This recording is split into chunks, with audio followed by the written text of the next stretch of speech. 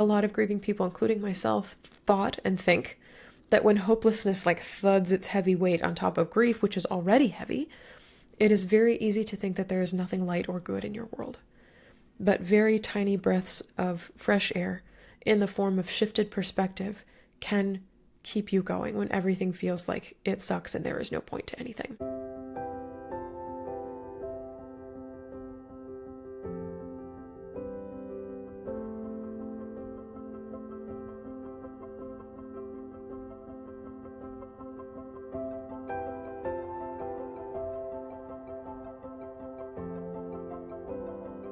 Hi there, grief growers, and welcome back to Grief Grower. I am so honored to be here with you today.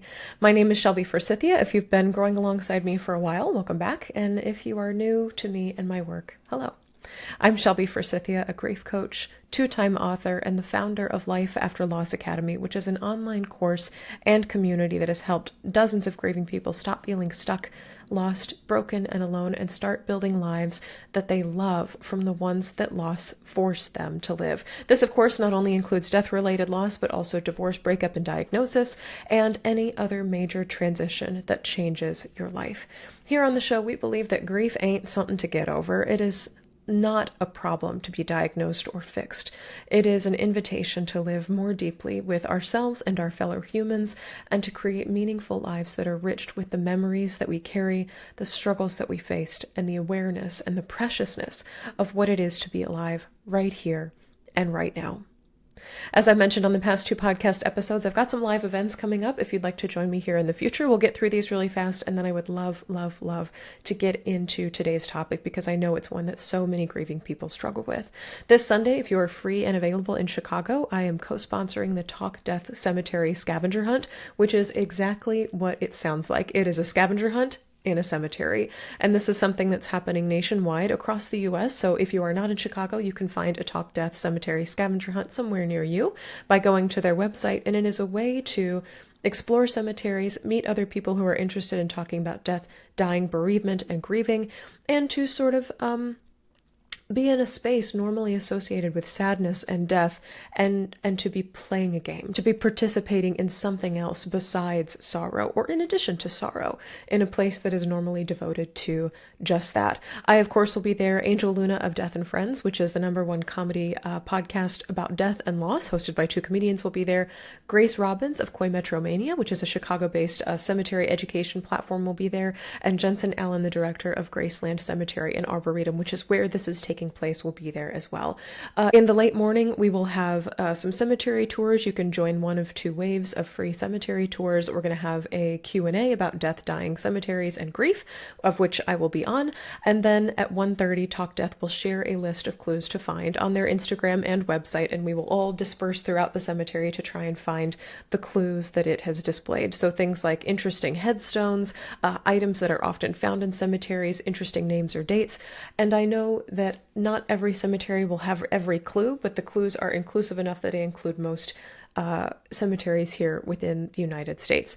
And of course, if you would like to win something, prizes are going to be awarded to whoever finds 13 clues and uploads them to the site first, the highest number of clues found, and accolades such as most creative photography. So there's lots of opportunities to make this fun and interesting, and just a really lovely way to connect, again, with people who are interested in talking about death and grief, which are communities that can be kind of hard to find in today's world.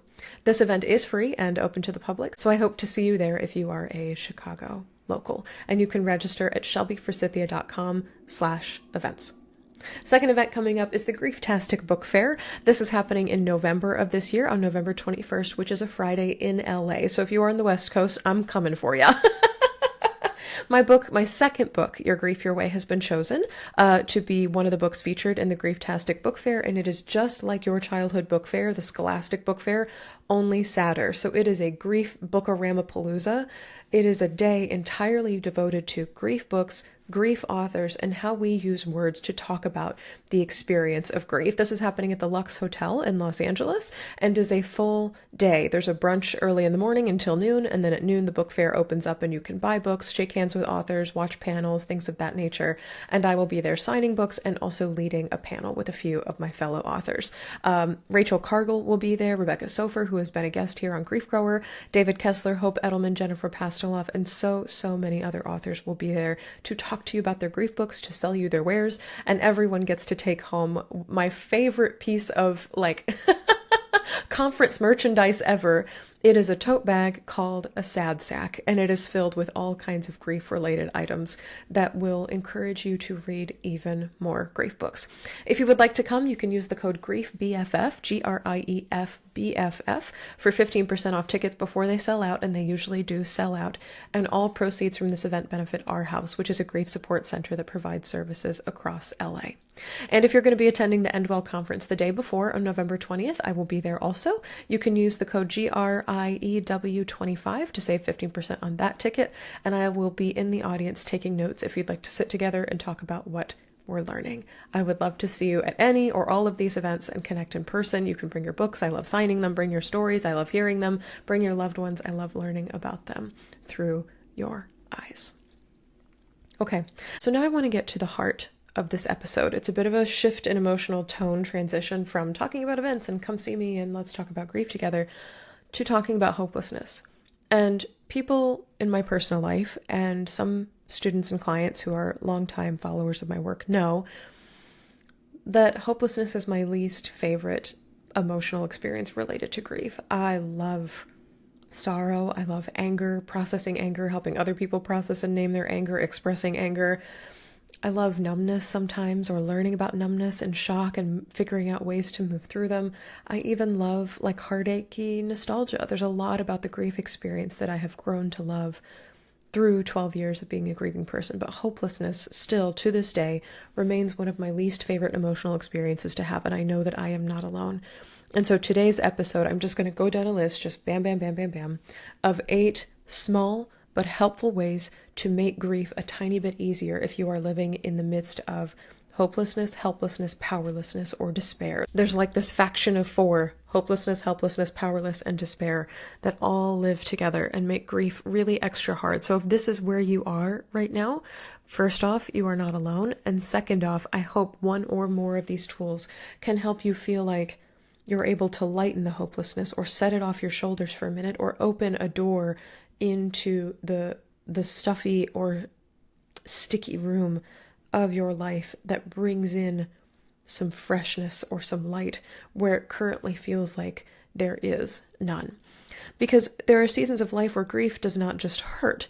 It feels as if it's like scooping you out from the inside, and grief changes your relationship to yourself and to the world and to time and to meaning, and above all of these things, hope and autonomy and power. And there are days, and maybe for you and certainly for me, weeks and longer, where everything feels so relentlessly heavy that even getting out of bed in the morning feels impossible. So if you've been in that place, if you're in that place right now, you know that society's like usual self-care tips just are not helpful, to say the least. You do not need a new morning routine or a fancy face mask. You need reasons to not pull the covers back over your head and say, what is the effing point? And to be clear, this podcast is not about fixing your grief or prettying up your hopelessness so that it never comes your way again. That's not something I have the power to do, and it's not possible. It's also not the point. What this podcast episode is for is gifting you a very tiny handful of small and oddly practical and sometimes morbidly funny, we'll get there, ways to keep moving when hopelessness is the thing that is in front of your face. These are ideas I've used myself or taught to others and also watched grieving people implement on their very worst days. So try them on, see if they work for you, or save this episode and revisit it or re-listen to it later or send to a friend who is feeling really hopeless in this season, especially as we approach the holidays. And as always with everything, take what resonates, discard the rest. Okay, so here are 8 small, helpful ways to make grief just a little bit easier, especially when everything feels impossible and when effort truly feels like moving mountains. Okay, number 1, and this is inspired by my book, Your Grief Your Way. It is make a list of things to stay up for. Because you probably heard people talk about something to get up for, having a reason to get up in the morning. But sometimes, like, the first part happens, I get up, but the next wave of grief hits while I'm already standing. And this is why I invite grieving people to make a list of things to stay up for. What keeps you out of bed? What keeps you from crawling back into bed? In other words, what are things that hold your attention even a little bit, even through the fog of grief? Or you could ask the question, what tethers me to the day when I want to disappear from reality or disappear into the couch cushions? Your list might include something beautiful, so like the way afternoon light comes through one window. It might be taking care of yourself or somebody else, for instance, like a pet or a child in your life or another family member or friend. It might be a favorite TV show or a podcast releasing a new episode. So like this podcast comes out every Thursday. If you are holding on till next Thursday, I see you. I'm here with you. Me too. Perhaps walking or driving to the park, even if you never get out of the car, or just turn right around and walk home. And something to stay up for might also include making yourself a meal, whether that's a bowl of cereal or soup or something more complicated than that. And this list of things to stay up for is not about a gratitude list. This is not about finding joy or happiness. These emotions might feel very, very, very far away or inaccessible to you right now. This exercise is about endurance, and naming small reasons that you stay up is part of honoring how hard it is to exist right now, and also how you are still doing it. It is almost like a list that reflects back to you. Look at all the reasons that you are staying up, and you are staying up. Number 2 on the list is to start a nope list instead of a to-do list. So some of these are going to be funny. I'm sorry for laughing. If you are in the midst of hopelessness, you're like, Shelby, nothing is funny right now. I'm going to laugh. It's okay if you laugh too. Hopefully by the end of this, we will be laughing together on some level, even if it's just the dark humor of hopelessness sucks, don't it?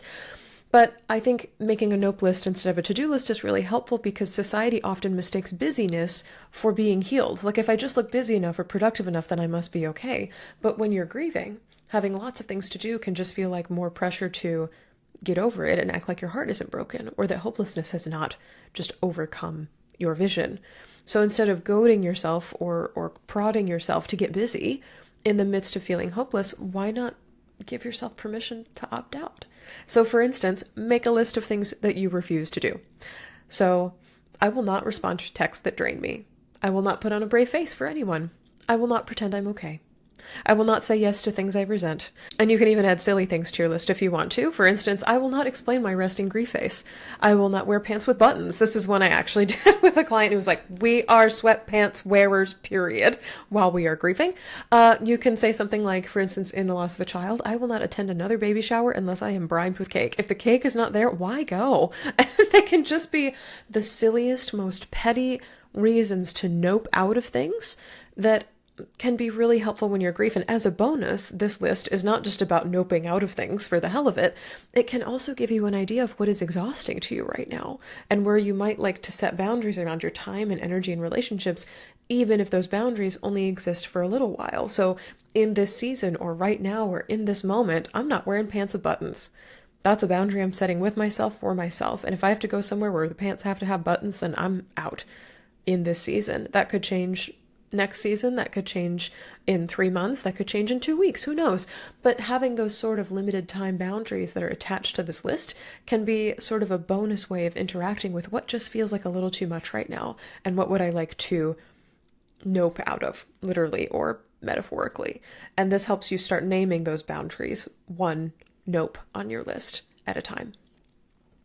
Okay, number 3 on this list is one of my favorites because it really zooms in on what we talk about so often on Grief Grow, which is the preciousness of what it is to be alive right now. And if you're feeling hopeless, I imagine that nothing feels very precious right now, like everything feels meaningless or pointless or without direction.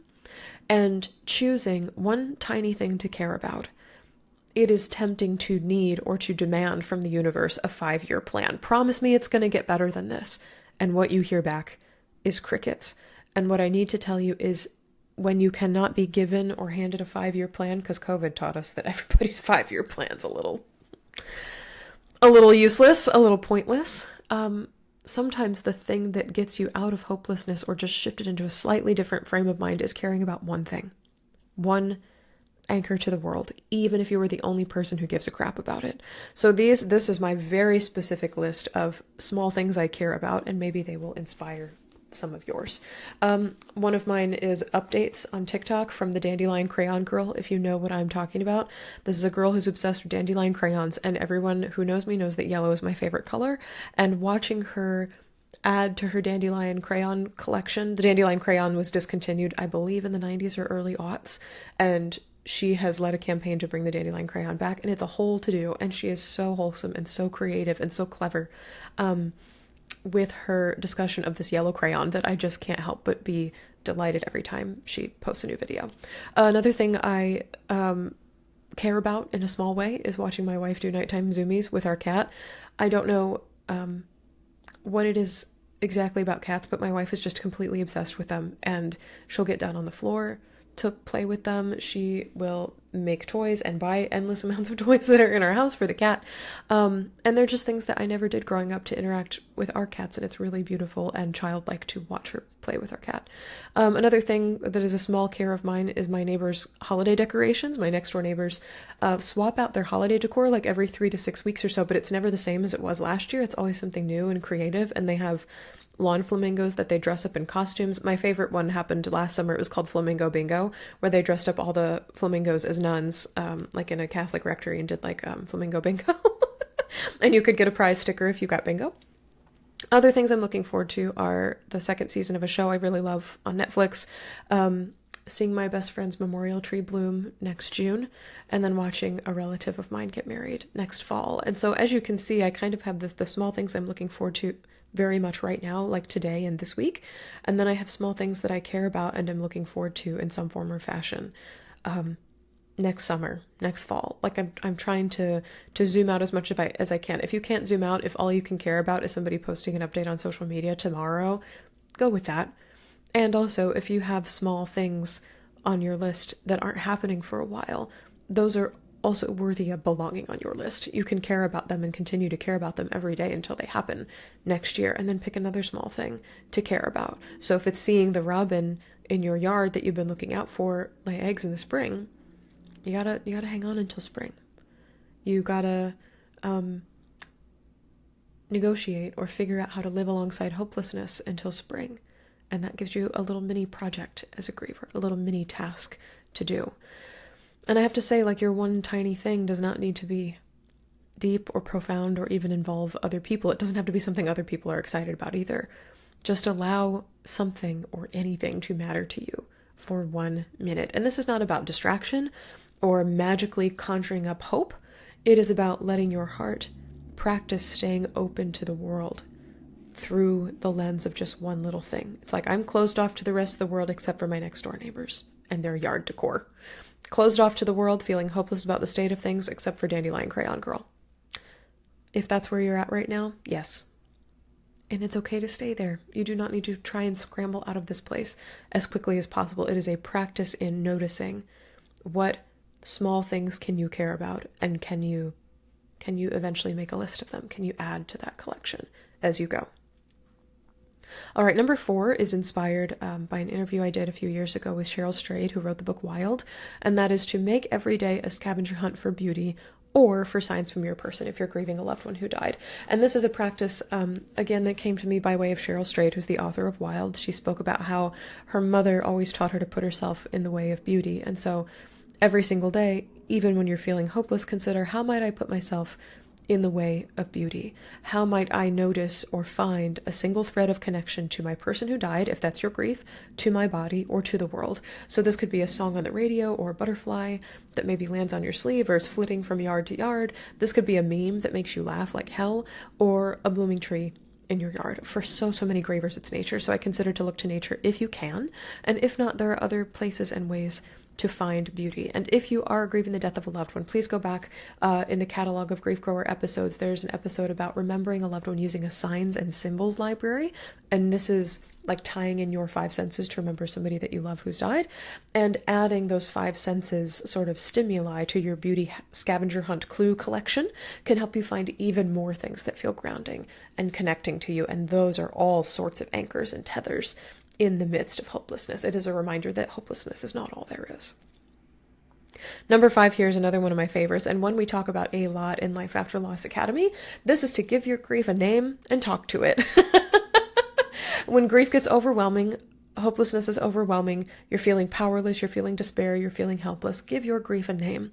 And what this does is to separate the emotion of grief from the zone of your body and to kind of give you a power to talk back to it. Because if your grief is a separate entity from you, you can have a conversation with it. So you might consider a cartoon monster name like Griefzilla, or a place like the Pit or the Storm. You might give it a human name like George, which is kind of funny. I love when people name pets human names, and I love when people name their grief human names. Or you might just call it grief with a capital G. It can be something ridiculous or sacred or a combination of the two. And you might begin to talk to your grief or to your hopelessness like this. Like, you again, George? All right, fine. Just get in the car, but you're not driving the car today, and you're not picking the music either. Or, okay, grief, I hear you. What do you need from me? Or, geez Louise, the Pit is really freaking loud today. Time to phone a friend. And externalizing your grief, making it a thing that exists outside of you, can help you reclaim your autonomy, because it becomes something that you can acknowledge and even sort of hostage negotiate with, as opposed to something that owns you or dominates you or has taken you over. And seeing your grief as a living thing is something we explore in great detail in Life After Loss Academy. I encourage you to see your grief as a living thing, to see it as a long-term relationship, to the point where I encourage you to give it a name, draw pictures of it, describe it to all of us. And if you're interested in learning more and joining us for private group coaching about making your grief a living thing and living in long-term relationship with it, because we are all grieving forever for the rest of our lives, I hope you'll join us, and you can find more about joining Life After Loss Academy in the show notes. Okay, number 6 is a little hot, a little spicy. But this is what I've seen making the rounds on social media, especially lately, and this is to make a list of shitty people that you want to outlive. And this is for the grievers who feel like it is fun to dislike people. It is fun to hate on people or dunk on people. So I encourage you, if this feels aligned for you, and if it doesn't, skip this one, but if it does, make a list of people that you would like to outlive. These can be people you know personally, or public figures that just rub you the wrong way for whatever invalid or illogical or very valid reason you have. So you might write down someone who bullied you in high school, or a relative who has never had anything kind to say in your direction, or a celebrity that uses their fame for negative or nefarious purposes, or a politician who uses cruelty and force to get their way. Insist on outliving them, and look at your list as often as you need to, even and especially in the midst of hopelessness, and tell yourself, no matter how awful I feel today, I am determined to outlive insert shitty person's name here. And here's the thing, sometimes hopelessness can make you feel like your life is not worth living. But this list of shitty people to outlive can remind you that you're still here and you're still breathing, and your presence alone can make the world a kinder, more compassionate place just because you are in it. There is some sort of purpose or meaning, however small, in being alive to simply counteract the bullshit that other people are participating in their one wild and precious life. So sometimes making a list of people that you want to outlive is a great way to go when hopelessness is on your shoulders. Number 7 is inspired by an experience I had in my own life, and this is to ask yourself, what's the worst that could happen? Because grief and hopelessness together have this bizarre tendency to make us feel invincible. For example, when I was waiting tables a few years after my mom's death, a customer at the restaurant yelled at me for forgetting one of her side dishes, and she was berating me in front of a bunch of other customers, the person she was dining with, blah, blah, blah. I was overcome. But as I was rushing to the kitchen to go retrieve it so I could bring it with their main courses, I thought to myself, I'm like, my mom died. You literally cannot hurt me more than that. And this sort of wave of wow, I am weirdly invincible now. You can't hurt me more than I've already been hurt. That was the worst thing that could ever happen to me. In the years since that incident, and in the many times I've told that story, I've met dozens and dozens of grieving people who report feeling a similar invincibility. You can't hurt me. I've lived through the worst after a loss. Because once the unthinkable has happened, once the devastating has happened, you might realize that most things in life that people are scared of are not as scary as they may have seemed before loss. And this can leave you feeling untouchable or reckless or free in ways that you may not have been before. And you can use that feeling of freedom to your benefit. So when you are in the thick of hopelessness, it might be worth asking, what if I said yes to something totally random? What if I stopped caring what insert person here thinks? What if I tried something new? What's the worst that could happen? And answer that question, honestly. Would you get rejected by a friend group? Could you lose your job? Would people just have thoughts about what you're doing, which is usually like the worst that could happen for a lot of things that people fear? Would people look at you funny? If that's the worst that could happen, I'm like, go for it. Go for it. Especially if that's something that could potentially have a positive effect on your grief.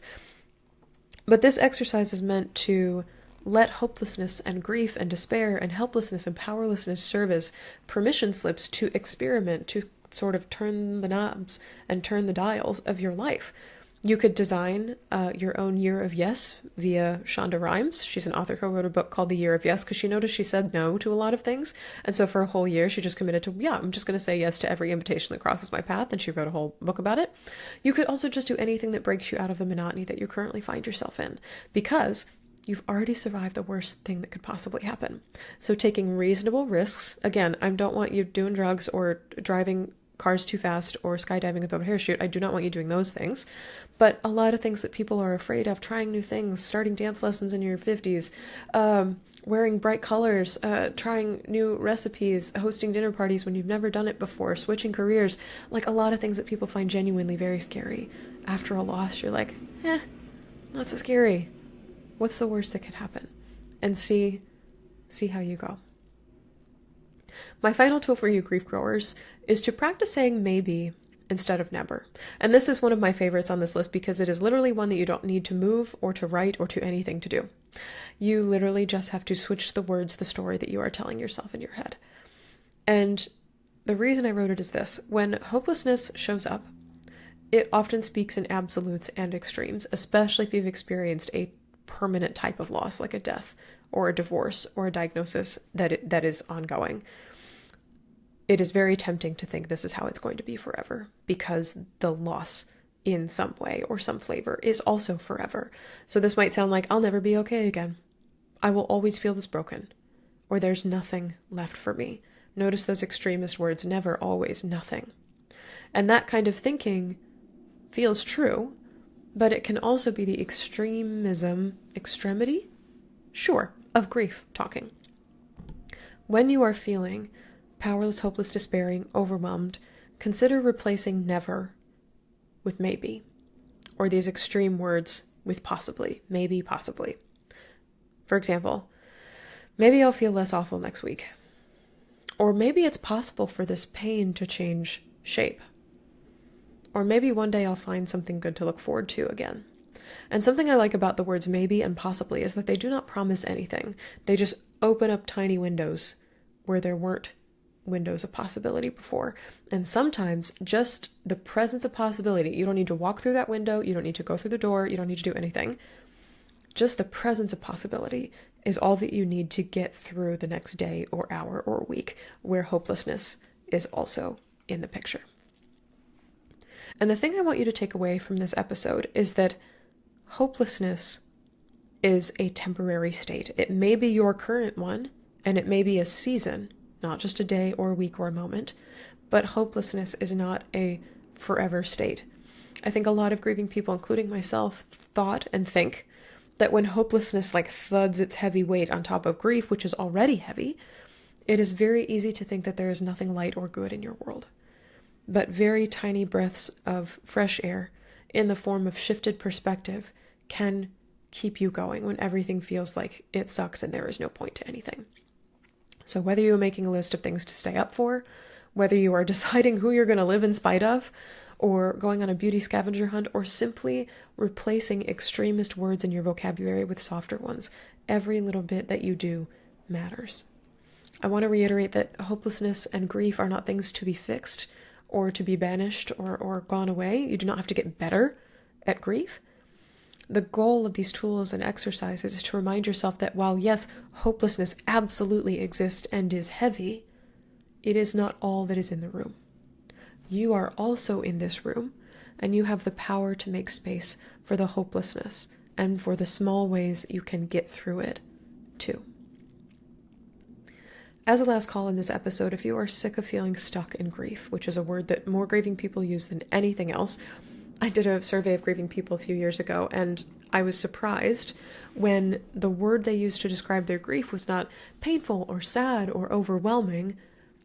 Most grieving people use the word stuck. I am so sick of feeling stuck in grief. So I created a workshop that helps you begin to unstick yourself from the stickiness of grief. I'm using the word sticky and stuck a lot in this sentence. Good luck to me. That's a tongue twister. You can check out my free workshop. It is called Grow Through Grief, 3 ways to stop feeling stuck and start moving forward. And in this workshop, you can find it on my website, shelbyforsythia.com. It's just in the right-hand corner. It says free workshop. I'll show you my students and clients 3 favorite tools for coping with the pain of loss, including death, divorce, diagnosis, and more, and begin to move forward again. And also at the very end of that workshop, I'll show you my 5-step grief method, GRIEF. We've talked about it before here on the show, that helps you build a life you love from the one that loss forced you to live. And you can find a free link to that workshop in the show notes. I'm sending you so much love wherever you are in grief. And if you are living in a season of hopelessness right now, I hope you'll try one or more of these tools to crack open as many windows as you can in that dark room. And one day, know that you managed to get out because of something that you found here. I'm sending you care.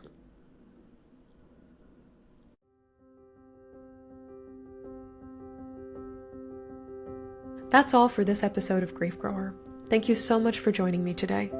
If you're looking for grief support beyond this show, you can find blog articles, my signature What's Your Grief Support Style quiz, and the free workshop I mentioned at shelbyforsythia.com/links. And if you'd like to get hands-on support from me for your unique loss experience, join the Community in Life After Loss Academy.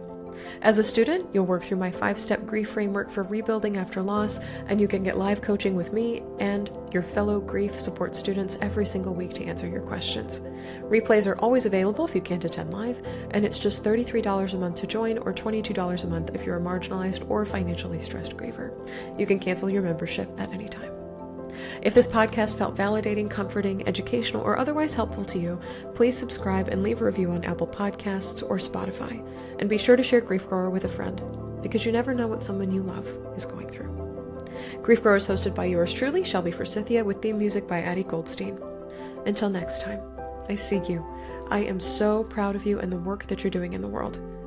And I love you, because even through grief, we are growing.